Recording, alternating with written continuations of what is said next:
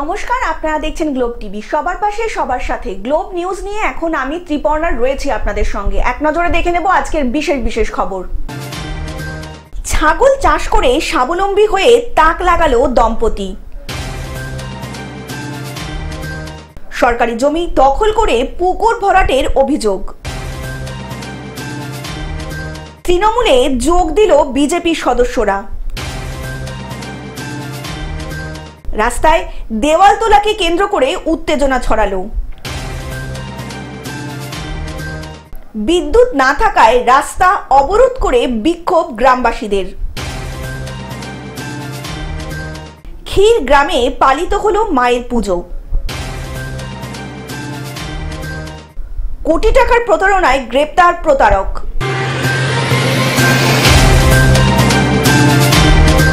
আসছে বিস্তারিত খবরে। ছাগল চাষ করে স্বাবলম্বী হয়ে তাক লাগালো দম্পতি। কয়েক মাসের মধ্যেই উত্থান, লটারি জেতার গল্পকে হার মানিয়েছে।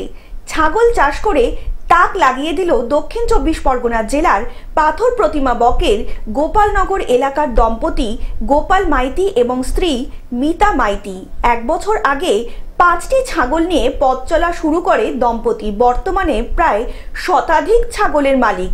বর্তমানে বিটেল, যমুনাপুরী, শিহরি নামক প্রজাতির ছাগল চাষ করে মাসিক প্রায় 40,000 টাকার লাভের মুখ দেখছেন দম্পতি। আমি নিজস্ব জায়গা জমি আছে, এই জায়গাটাকে কাজে লাগিয়ে আমি আগামী দিনে এই ফার্মটাকে বাড়াতে পারবো। জায়গায় আমার মূলধন, মানে জায়গার যদি ঘাসের চাষ যদি ঠিক যোগান করতে পারি তাহলে অটোমেটিক ছাগল চাষটা আমার হবে। তো অনেক ব্যবসা থাকতে থাকতে আপনি এই ব্যবসাটা কেন বেছে নিলেন? অন্য ব্যবসা করতে গেলে প্রচুর ক্যাপিটাল লাগবে। আমার এখানে যেহেতু সবুজ ঘাস আমার আছে, এটাকে কাজে লাগাতে পারি। ছাগল দিয়েই আমি এটাকে কাজে লাগিয়ে বড় ইনকামের জায়গায় যেতে পারবো। কত প্রজাতির ছাগল আছে? আমার এখানে ব্ল্যাক বেঙ্গল 2টো প্রজাতির ছাগল আছে, একটা ব্ল্যাক বেঙ্গল, একটা হচ্ছে বিটেল প্রজাতির ছাগল আছে।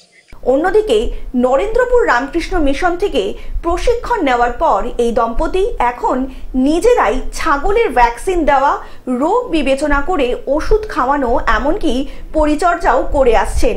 ছাগল খাওয়ানোর জন্য ডিপিএম জাতীয় ঘাসও চাষ করছেন এই দম্পতি। উন্নত প্রযুক্তিতে চাষের জন্য 5 ফুট উচ্চতায় মাচান তৈরি করে ঘরের ছাউনি দিয়ে ঘর তৈরি করে চলছে ছাগল চাষ। আগামী দিনে প্রায় 1000-এরও বেশি ছাগল চাষ করার চিন্তাভাবনা নিয়ে এগিয়ে চলেছেন এই মাইতি দম্পতি। ছাগল চাষটা আমরা আমফানের আগে থেকে, আমফান নয়, কোভিড-19-এর সময় আমরা এমন বেকার ছেলে মেয়ে তো এমন হয়েছে, আমরা আমার স্বামী স্ত্রী দুজনের ডিসিশন নিলাম একটা ছাগলের চাষ করবো। তাই আমরা ছোটোখাটো একটা ফার্ম করি। তারপরে আস্তে আস্তে দেশীয় ছাগল আমরা বিভিন্ন যারা চাষ করে তাদের কাছ থেকে কিনে, ব্যবসায়ীর কাছ থেকে কিনে আমরা একটা ফার্ম তৈরি করি। সেখান থেকে আমাদের ছাগলের বাচ্চা হয়ে একটু বড় হয় ফার্মটা। তারপরে আমার হাজবেন্ড পাঞ্জাব যায়, পাঞ্জাব থেকে একটা উন্নত প্রজাতির বিটেল প্রজাতির ছাগল আমরা নিয়ে আসি। নিয়ে এসে আমরা এই ফার্মটা আগামী দিনে একটু ইচ্ছা আছে, এই যে ফার্মটা হয়েছে আমাদের, ফার্মটার নিচটা ফাঁকা, 3 ফুট উঁচুতে আমাদের ফার্মটা হয়েছে। সেই ফার্মের উপরে কিন্তু তক্তা দিয়ে বাটান করা আছে, ওইখানে ছাগল সিঁড়ি দিয়ে উপরে থাকে। দক্ষিণ 24 পরগনা থেকে বাবলু প্রামাণিকের রিপোর্ট, গ্লোব নিউজ। সরকারি জমি দখল করে পুকুর ভরাটের অভিযোগ। আসানসোল পৌর নিগমের 22 নম্বর ওয়ার্ড লেয়ার কুমার এলাকার বেশ কিছু সরকারি জমি এবং পুকুর ভরাট করে পাঁচিল দিয়ে ঘেরাও করার অভিযোগ উঠল কয়েকজন ব্যক্তির বিরুদ্ধে। এই পুকুরটা মেয়র সাহেবকে আমরা দাবি করেছি, যদি পুকুরের রেকর্ড থাকে, জনসাধারণের ব্যবহার যে রেকর্ড থাকে, তাহলে এটাকে বাউন্ডারি দিয়ে আবার এটাকে ভরাটও করে দিয়েছে। তো আপনি মেয়র সাহেব আছেন, আপনি ইমিডিয়েট অ্যাকশন করেন। স্থানীয় বাসিন্দারা ঘটনার অভিযোগ আসানসোল পৌর নিগমে জানান। পরে পৌর নিগমের তরফে আসানসোল দক্ষিণ থানায় অভিযোগ করা হয়। বৃহস্পতিবার পৌরসভার সাফাই কর্মী দখল করার জমিতে কাজ করতে গেলে বাধার মুখে পড়েন তারা। অভিযোগ, কয়েকজন ব্যক্তি পৌর নিগমের কর্মীদের হুমকি দিয়ে তাড়িয়ে দেয়। ঘটনার খবর পেয়ে আসানসোল পৌর নিগমের আধিকারিক ও আসানসোল দক্ষিণ থানার পুলিশ ঘটনাস্থলে গিয়ে পুনরায় কাজ শুরু করায়।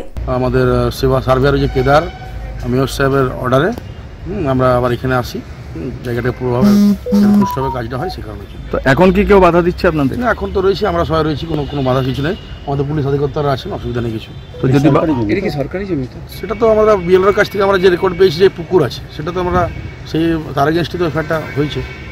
অন্যদিকে স্থানীয়দের দাবি, এই সরকারি জমিতে একটি বিশাল পুকুর ছিল, সেই পুকুরটিকে মাটি দিয়ে ভরাট করা হয়েছে এবং পাঁচিল দিয়ে সরকারি জায়গাও ঘিরে ফেলেছে স্থানীয় কয়েকজন ব্যক্তি। অন্যদিকে পৌরসভার এই তৎপরতায় উদ্যোগকে স্বাগত জানিয়েছে স্থানীয় মানুষজনেরা। সরকারি জমিন কি সরকার তো দিয়েছে, সরকারি জমিন তো দিয়েছে অলরেডি। সেটা 1980 সালে একটা রুল ছিল 166, ওতে পরিষ্কার লেখা আছে যদি সরকার যে কারণে জমিটা উপযোগের জন্য নিয়েছে আর রেকর্ডে যাই থাকুক সেটাই মান্য হবে। তার জন্য আমি কোর্টে আপিল করে দিয়েছি, তার বিচার চলে আসবে খুব শীঘ্রই। আসানসোল থেকে সৌমিত্র গাঙ্গুলির রিপোর্ট, গ্লোব নিউজ। তৃণমূলে যোগ দিল বিজেপির সদস্যরা। গুঞ্জন শোনা যাচ্ছিল বেশ কিছুদিন ধরেই, শেষ পর্যন্ত বিজেপি ছেড়ে তৃণমূলে যোগ দিলেন বিজেপির সাংসদ তথা কেন্দ্রীয় মন্ত্রী জন বার্লা। বৃহস্পতিবার সুব্রত বক্সি এবং অরূপ বিশ্বাসের উপস্থিতিতে তৃণমূলে যোগ দিলেন জন বার্লা। আজকে আমরা বিজেপি থেকে তৃণমূলে জয়েন করলাম। আগে কি দল করতেন? আগে বিজেপি করতাম। তো বলছি বিজেপি দল কেন ছাড়লেন? বিজেপি দল ছাড়লাম এই কারণে যে আমরা দেখছি যে বিজেপির কোনো উন্নয়ন নাই। হ্যাঁ, এখন দেখছি যে তৃণমূল সরকারের প্রচুর উন্নয়ন, তার জন্য আমরা বিজেপি ছেড়ে তৃণমূলে জয়েন করলাম। কতজন? আমরা প্রায় আমাদের গ্রাম পুরোটাই মোটামুটি 150 থেকে 200। বৃহস্পতিবার তৃণমূলে যোগ দিয়েই পশ্চিমবঙ্গের মুখ্যমন্ত্রী মমতা বন্দ্যোপাধ্যায়কে ধন্যবাদ জানান জন বার্লা। তিনি বলেন, মুখ্যমন্ত্রী আমাকে এত বড় সুযোগ দিয়েছেন, নিজের সমাজের জন্য কাজ করার সুযোগ দিয়েছেন। আমাদের বাচ্চারা উন্নয়ন পেয়েছে, আমরা পেয়েছি, আমরা লক্ষ্মীর ভান্ডার পেয়েছি, কিন্তু বিজেপি থেকে আমরা কিছু পাইনি, তার জন্য আমাদের টিএমসিতে আসে।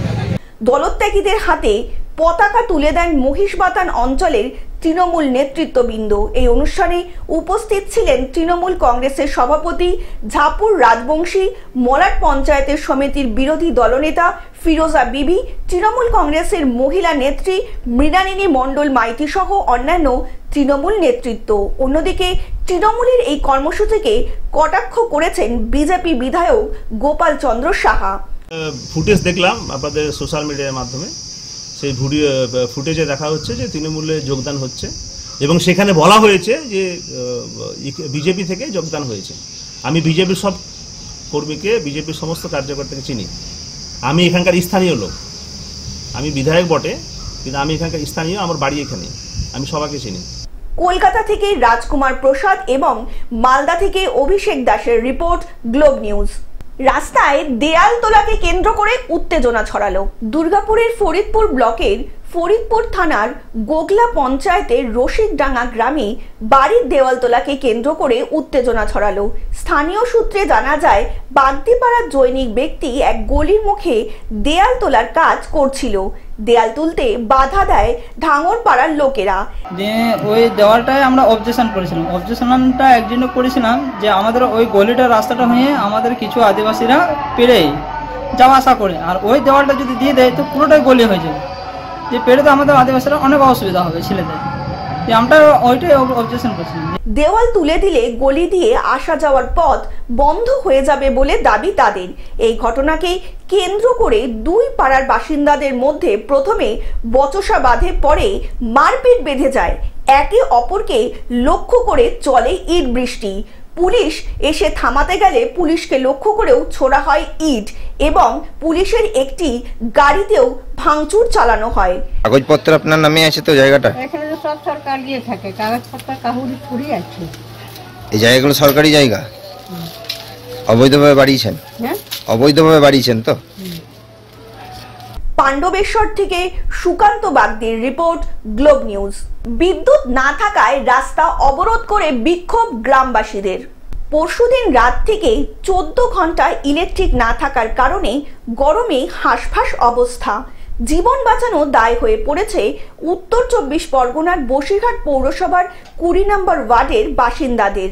আমাদের বসিরহাটের সাব ডিভিশনের ইলেকট্রিকের সঙ্গে আমাদের এই 20 নম্বর ওয়ার্ডের ইলেকট্রিক জোড়া, এটা আমরা পৌরসভায় মানে জুড়তে হবে। হ্যাঁ, আমরা পৌরসভায় বাস করি, পঞ্চায়েতের কারেন্ট বহন করি। কেন এইটা হবে? কেন এইটা হবে? একাধিক বিদ্যুৎ দপ্তর ও পৌরসভাকে জানানোর পরেও কোনো সুরাহা হয়নি। অবশেষে অভিযোগ জানিয়েও কাজ না হওয়ায় বিদ্যুৎ না পেয়ে রাস্তায় নামতে বাধ্য হন গ্রামবাসীরা। আমরা একটা দরখাস্ত দিয়েছিলাম আমাদের লাইনটা বসিরহাটের সঙ্গে জুড়বে, কিন্তু জোড়েনি। বসিরহাট যদি লাইন থাকে তাহলে আমাদের লাইন দিতে হবে, আর বসিরহাট যদি বন্ধ থাকে আমরা কোনো আন্দোলন করব না। গ্রামবাসীদের অভিযোগ, গাছের পাতা নড়লেই কারেন্ট অফ করে দেওয়া হয়। প্রায় 7 থেকে 8 বছর ধরে এই একই রকম সমস্যার সম্মুখীন হয়ে আসছেন সকল গ্রামবাসী। অন্যদিকে বিদ্যুৎ দপ্তর ঘটনাস্থলে এলে তাদেরকে ঘিরেও বিক্ষোভ দেখাতে শুরু করেন সকল গ্রামবাসীরা। খুব খারাপ অবস্থায় আছে, তাই আমাদের দাবি আমাদের ইলেকট্রিক লাইনটা আমাদের পৌরসভার সঙ্গে জুড়তে হবে, না এর পরবর্তীকালে ভয়ঙ্কর আন্দোলন হতে পারে। যে আন্দোলনটা যে রূপটা আমরা বলতে পারছি না, জনগণ যদি খেপে যায় সেই জায়গাটায় মানুষের বলা যাবে না কোন জায়গাটায় যেতে পারে রেজাল্টটা। বসিরহাট থেকে শ্যাম বিশ্বাসের রিপোর্ট, গ্লোব নিউজ। ক্ষীর গ্রামে পালিত হলো মায়ের পুজো। 31শে বৈশাখ বৃহস্পতিবার ক্ষীরগ্রামে ধুমধামে সঙ্গে পালিত হচ্ছে যোগগাদা মায়ের পুজো। ইতিহাস আছে।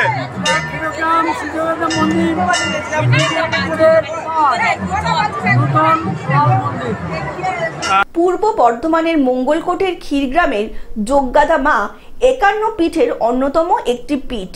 প্রাচীনকালে নিয়ম নীতি এখানে সব না মানা হলেও নিয়ম নিষ্ঠার সঙ্গে চলে মায়ের পুজো। এবার সারা বছরই জলের ভেতর থাকেন মা। বছরের বিশেষ দিনে দেবীকে জল থেকে তুলে মন্দিরে এনে পুজো করা হয়, আর বছরের বাকি দিনগুলোতে দেবী থাকেন মন্দির লাগোয়া ক্ষীর দিঘিতে। দর্শন দেওয়ার জন্য আজকের দিনটা এই মন্দিরে রাখা হয়, বাইরে একটা মন্দিরে 24 ঘন্টা মা থাকে আর সারা বছর জলে থাকে। সারা বছর জলে থাকে। বছরে বিশেষ 7টা দিন আছে, আজ বাদে বিশেষ 6টা দিন। আবার 4 তারিখে ফের 4 তারিখে উঠবে, সন্ধ্যে 6টার সময় উঠবে, রাত 1টা পর্যন্ত।